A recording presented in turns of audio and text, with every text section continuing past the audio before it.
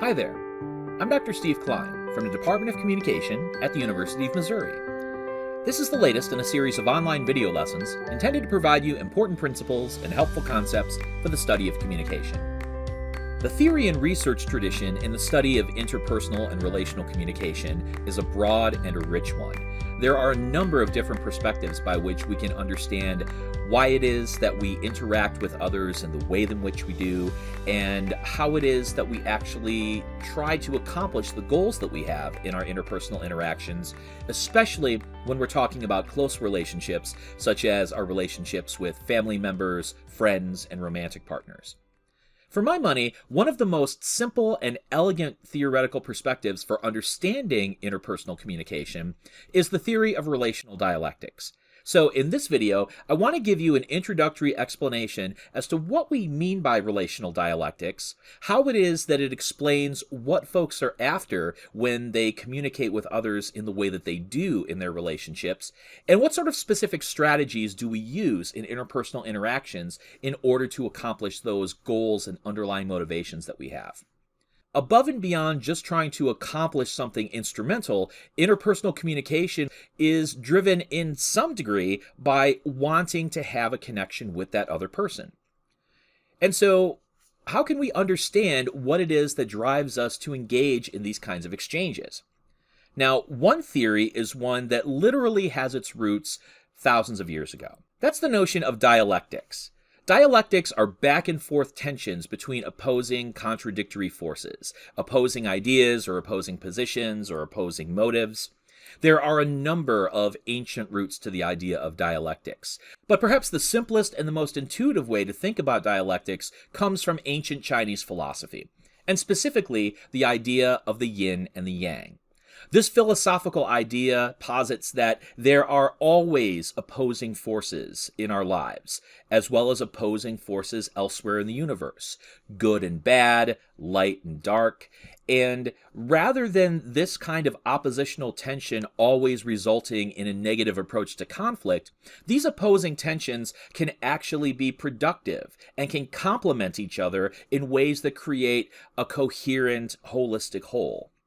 We can think about dialectics as well as a push and pull between different kinds of poles. Now, we want to have both kinds of forces in our life, but at various points, one of these forces is going to exert more influence over the other. So we're constantly trying to negotiate this back and forth. Now, this may seem a little obscure in the abstract, but once we start applying it to human communication, especially in relationships, this idea of dialectics is going to make a lot more sense. And in order to do that, let's turn to the 20th century theory of Leslie A. Baxter. In the late 1980s, Baxter and her research associates developed the theory of relational dialectics. You can read more about it, for instance, in Baxter and Montgomery's 1996 volume, Relating, Dialogues and Dialectics. The basic idea of this theory is that relational dialectics are a continuum of needs for each participant in a relationship that must be negotiated by those involved. And this continuum of needs is defined by opposing contradictory motives. Think about the relationships you've had in the past and the points of frustration, where it seems like you want something, but the other person in the relationship wants the exact opposite. Or you might be perplexed by trying to negotiate the difficulty being faced by someone with whom you're in a relationship when they seem to want two different things at the same time, and those two different things actually move in opposite directions. And all of us have felt that way at one point or another. We can think about these as the primary motives that we have that drive the needs that we're constantly trying to negotiate in our interactions with those with whom we're in a relationship. And we can sum those primary needs and motives into three dialectical pairs: autonomy and connection, novelty and predictability, and openness and closedness. Let's take each of them at a time and think about how they might work. The first important opposition is autonomy and connection. When we're talking about autonomy, we're talking about the idea of wanting our own space and identity. As individuals, we value our independence, we value our freedom, our capacity to do things on our own, to accomplish our goals, and to make decisions without being tied to other people. Now, while this kind of independence is important to us, at the same time, we also have a driving motivation to establish connection. We want close connection with others. In other words, a sense of intimacy or a sense of identification where we have a sense that we are more than just our individual parts. Perhaps it's the biological instinct of family, but we crave connection with other people, having a sense in which we are more than just ourselves, but we're inextricably tied to others we care about. Besides autonomy and connection, the second important opposition is novelty and predictability. When we think about novelty, on the one hand, we want spontaneity. We like things to be new, and we like changes in our life. They say variety is the spice of life. We like new things. We like spontaneity. We often like taking risks and chances if there's the opportunity to get some high reward. Sometimes the best moments just happen. But while on the one hand, we want to experience the unexpected and the spice that it brings to our lives, at the same time, we also want predictability. We want stability, routine, and comfort. There can be a safety, a security, a comfort that comes from routines, from being able to plan, and to make decisions based on your understandings from past experiences. The final dialectical pair is openness versus closedness. On the one hand, we desire openness. We want to self-disclose to other people. We want to experience vulnerability, and we want to be honest with others. We want to share of ourselves. It can be very satisfying to take down our inhibitions and boundaries, to disclose to others our thoughts and feelings, sometimes to connect with others, sometimes just because of the emotional satisfaction. At the same time, however, we also want privacy. We don't want to reveal everything about ourselves to someone else. As individual persons, we value our privacy. Sometimes it's to protect ourselves. Sometimes it's just to keep certain thoughts and feelings special because they're exclusively our own. So, if we think about the primary motivations that drive what we want in any relationship, we can think about them in terms of these complementary and competing tensions. We want autonomy and connection at the same time. We want novelty and predictability at the same time. We want openness and closeness at the same time. And these are goals, these are motivations that we're going to seek in different degrees at different times, depending on the various contexts we find ourselves in. And you can probably imagine that in any interpersonal relationship, there are going to be times where we're going to want more of one of these dialectical poles, while our partner, our friend, family member, romantic connection, they're going to want more of the other. And so these are tensions that we have to negotiate not only within ourselves, but also with those with whom we're in relationships. To illustrate how these things play out in an interpersonal relationship, I want to share with you one of my favorite scenes from the 1997 film Good Will Hunting, starring Matt Damon and Minnie Driver. Good Will Hunting is the story of Will, who is a working class Bostonian who works at Harvard University, and he also happens to be a mathematical genius. He's also a very troubled person who had a very difficult, abusive childhood and grew up on the mean streets of South Boston, where violence was a regular part of his life. At a certain point while he's working at Harvard, he makes a connection with Skylar. Skylar is a British student at Harvard University who has some money from a trust fund left to her by her family, which she is using to study in the United States. The unlikely pair connect and begin a romantic relationship. Now, in the scene you're about to see, Will and Skylar have just had an intimate night together, and prior to that, Skylar has shared with Will the news that she's been invited to go study in California for a prestigious fellowship. This is something that is very important to her future plans, and she's very excited about it. Will, as you can imagine, is worried about the prospect of losing this person that he seems to be falling in love with after having a relatively long life with really no meaningful love relationships in his life. So let's take a look at the scene and try to identify places in which autonomy seems to be at odds with the desire to be connected, where the desire for novelty and change seems to be at odds with the desire for predictability, and where openness and closeness are in clear conflict.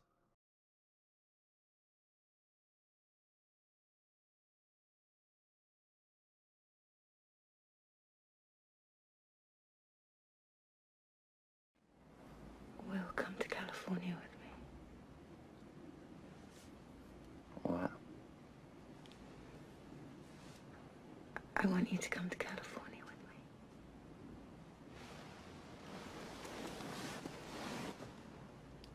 me. You sure about that? Oh, yeah.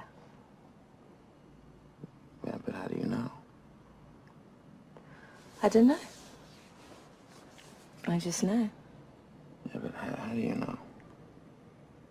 I know because I feel it. Because that's a really serious thing to say. I mean, I know. you could be in California next week and, you might find out something about me you don't like and, maybe you wish you hadn't said that. But, it's such a serious thing that you can't take it back. And now I'm stuck in California. Someone doesn't really want to be with me, just wish they had a take back. A what? What's the take back? I don't want to take back. I just want you to come to California with me. Well, I can't go to California with you, so. Why not? One, because I've got a job here. And two, because I live here. Look, if you don't love me, you should just tell me because it's such I don't love you. Then why? Why won't you come? What are you so scared of? What am I so scared of? Well, what aren't you scared of? You live in this safe little world where no one challenges you and you're scared shitless to do anything else because Don't that tell won't me mean that about you my have to world. Don't change. tell me about my world. I mean, you just want to have your little fling with, like, the guy from the other side of town. Then you're going to go off to Stanford. You're going to marry some rich prick who your parents will approve of and just sit around with the other trust fund babies and talk about how you went slumming too once. Why are you saying this? What is your obsession with this money? My father died when I was 13 and I inherited this money. You don't think every day I wake up and I wish that I could give it back? That I would give it back in a second. If it meant I could have one more day with him. But I can't.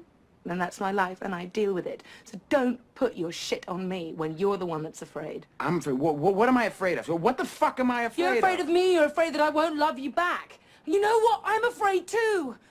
Fuck it, I want to give it a shot, and at least I'm honest with you. I'm not honest with you? No, what about your 12 brothers? No, you're not going. You're not leaving. What do you want to know? What? That I don't have 12 brothers?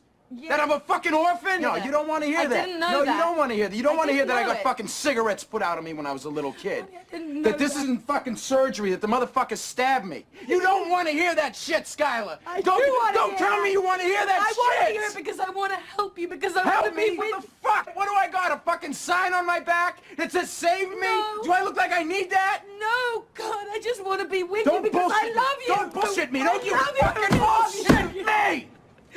I love you. I want to hear you say that you don't love me. Because if you say that, then I won't call you. And I won't be in your life.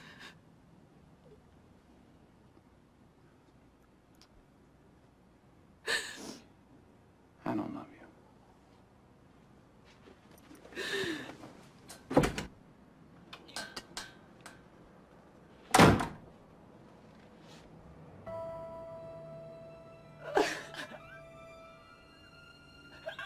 In order to make good sense of this scene, let's take a look not only at the specific dialectical tensions that are happening in this conversation, but also take a look at the specific strategies that Will and Skylar are using for managing these dialectical tensions. Whenever we're trying to manage dialectical tensions, there are some specific moves that we make in order to manage these tensions. We try to separate them, we try to segment them, we try to neutralize them, and finally we try to reframe them. Now, what do these mean? In order to engage in separation, which in some scholarship is referred to as selection, what we do is favor one end of the dialectical continuum and ignore the other. And in other circumstances where we engage in separation or selection, we alternate between the extremes. At one point, we want one thing, and then at another point, we want the other. And we move back and forth between them. So for instance, early in the scene, it's pretty clear that Skylar wants this relationship to move forward. She's desiring more connection with Will in order to maintain the closeness of their relationship and to see how deep the relationship can go. And so in order to do that, she wants Will to come to California with him, because that way they can have the loving relationship that she wants. And we can start to see in Will's reaction that he's immediately feeling a conflict. While he likes feeling this connectedness with Skylar, there's also a significant part of him that really desires autonomy. He's also fearing some other things as well that we'll get to in a moment. Will, up until this point, might be described as using a segmenting strategy. When we segment, we divide our lives into spheres in which different needs are satisfied in different parts of life. So when thinking about the relationship between Will and Skylar, Will absolutely wants to feel a connection with Skylar. But primarily up until this point in their relationship, the connection part of the dialectical motive has been satisfied primarily at those moments where they're having fun in their conversations, as well as in their intimate sexual relationship. However, in other parts of their lives, Will is much more autonomous, as well as much more closed and private. So Will has been satisfying different dialectical motives in different parts of their relationship. He's been segmenting it. And now, with Skylar's question, are you going to come to California with me? He's being put in a situation where he's not going to be able to easily do that kind of segmenting. When Will realizes that he's not going to be able to segment his fulfillment of his various dialectical motives in his relationship with Skylar anymore, he starts moving to that separating strategy. He starts making choices. He begins to push Skylar away, suggesting that at a certain point, she's going to dump him because she's going to desire autonomy rather than connection. And you can kind of imagine that part of this is projection of Will's own concerns about trying to deal with that autonomy connection paradox himself. He also starts suggesting that he's not going to be able to go to California because he's got a job in Boston and he lives in Boston. So at this point, he's selecting predictability over novelty. There's some significant instability that he sees in uprooting his life and going to California with Skylar, this woman that he cares about, but has not really known all of that long, comparatively speaking. And so the risks as opposed to the benefits of injecting this radical novelty into his life is something that scares him. He'd rather have the stability of living the life that he's always lived, even if he's not really able to fulfill all of the needs that he has. And as the conversation continues, we can see that Skylar continues to engage in the separating or selecting strategy.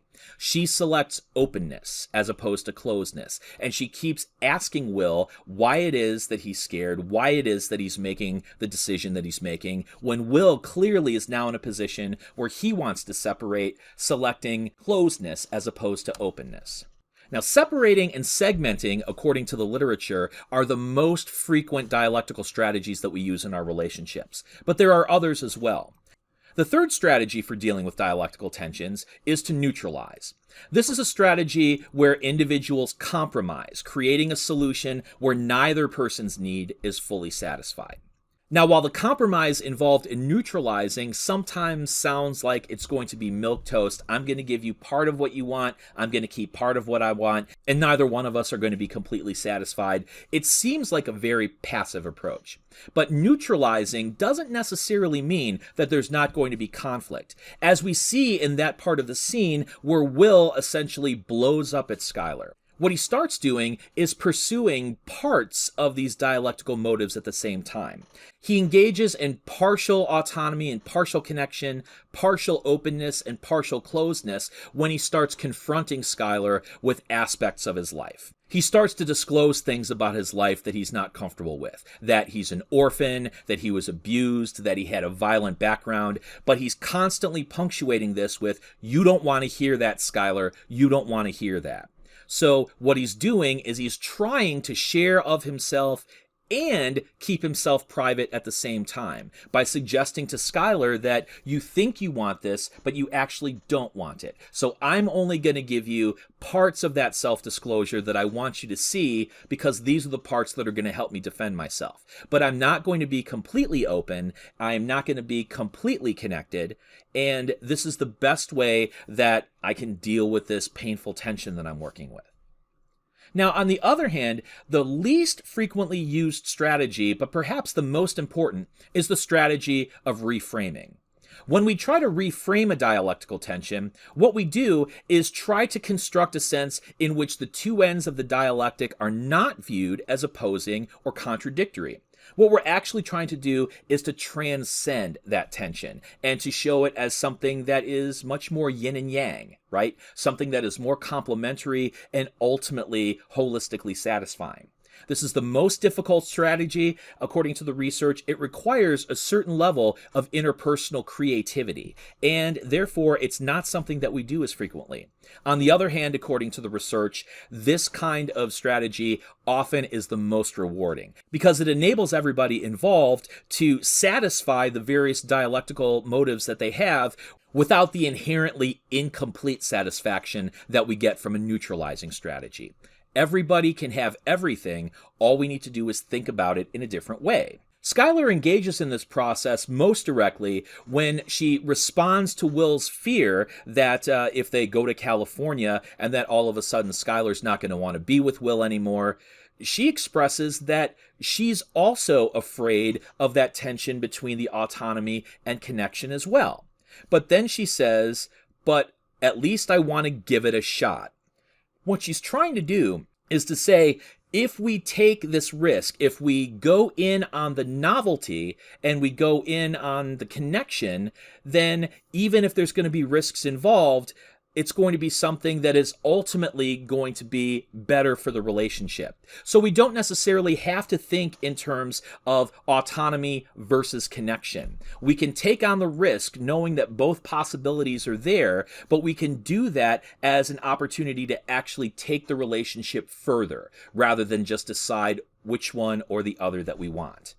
However, Will is absolutely not receptive to this strategy. He continues to engage in this process of neutralization. He discloses certain things, but not everything about how he feels, because he's also trying to maintain his autonomy and his closedness. So he's being somewhat open and he's being somewhat connected in the sense that he's sharing of himself, but he's only doing so incompletely. And all of this is done to defend himself because ultimately he's really trying to separate, to select the strategy of closedness over openness. And this neutralization strategy is the only thing that he can do, as far as he knows, in order to ultimately get where he wants to be. Finally, in a last-ditch effort, Skylar decides that she's going to go all in on the separation strategy. She's going to decide that she is going to select openness and she is going to select connection. She essentially gives Will an ultimatum. If you can say that you don't love me, then I'll leave. I'm not going to be in your life anymore. She's using this as a potential strategy to get Will to see, because he actually does love her, that the best way to negotiate the situation is to actually take the leap, to make the decision to choose openness, to choose connection, and to choose the novelty of taking a risk and going to California. However, as we see, it backfires because in order to defend himself, Will decides to use that separation strategy, but in a way that chooses autonomy and chooses closedness and ultimately chooses predictability. By saying, I don't love you, even though he does, what he's doing is he's protecting himself. I'm going to end up losing Skylar, but I'm going to be able to maintain the comfort and the predictability of the life that I've decided I want to settle for. I can be my own person and I can close off my feelings, because to reveal my feelings only ends up hurting me. Okay, so in a nutshell, this is how we can think about relational dialectics. While this particular encounter does not end well, spoiler alert, at the end of the movie, Will goes to California. He makes that decision. But what the theory from Leslie Baxter tells us is that we can understand not only the sources of conflict, but also the ways that we end up resolving those conflicts that come from contradictory impulses and motivations we have in relationships by thinking about them in terms of these pairs of opposing forces: autonomy versus connection, novelty versus predictability, and openness versus closeness. Because we want both of these things in our individual life as well as in our relationships, we engage in various levels of choosing between them at a number of different points in our lives. And the ways in which we do that are through a number of specific communicative strategies. Separating the tensions so that we choose one pole and ignore the other pole, and sometimes, of course, we'll move back and forth between those, but we choose one and not the other. Or we can engage in segmenting, where in various different parts of our lives, we're going to satisfy those dialectical tensions in different ways. In this part of my life, I'm going to satisfy this pole, but then in another part of my life, I'm going to satisfy the other pole. So I basically just break it up. We can engage in neutralizing, which essentially is that compromise where we partially satisfy what we want and we partially satisfy what the other person wants, but nobody ultimately gets everything that they want. Or, if we're particularly creative and particularly committed to the relationship, we can engage in reframing, where we rethink the whole dialectical tension so that, in the tradition of the ancient Chinese, it's not a zero-sum game, it's not a mutually exclusive conflict, but it's a way of transcending that tension that ultimately provides both parties to the relationship with everything they really want. That's Relational Dialectics Theory. If you've got any questions about this video or the other videos in this series, please don't hesitate to let me know. Otherwise, I'll see you next time.